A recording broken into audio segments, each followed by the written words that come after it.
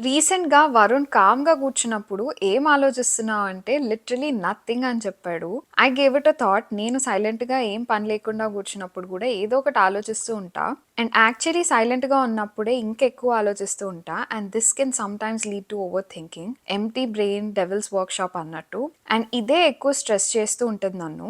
సైలెంట్‌గా కూర్చోవడం కన్నా ఏదో ఒక పని చేస్తుంటేనే ఎక్కువ రిలాక్సేషన్ దొరుకుతది నాకు. అండ్ ఇలా నా కోసం నేను టైం తీసుకున్నప్పుడు నేను ఇష్టంగా చేసే యాక్టివిటీస్ అయితే ఏదైనా పెయింట్ చేయడం ఆర్ నావెల్స్ చదవడం. అండ్ చాలా డేస్ అయింది కొన్ని నావెల్స్ చదివి అని చెప్పి మా దగ్గర ఉన్న book store borns and Nobel కి వచ్చా. బుక్స్ చదవడమే కాదు షాప్ చేయడం కూడా థెరపీయే నాకు. అండ్ క్రిస్మస్ టైం కాబట్టి చాలా మంది ఉండే గిఫ్టింగ్ కి చాలా ఆప్షన్స్ ఉంటాయి ఇక్కడ.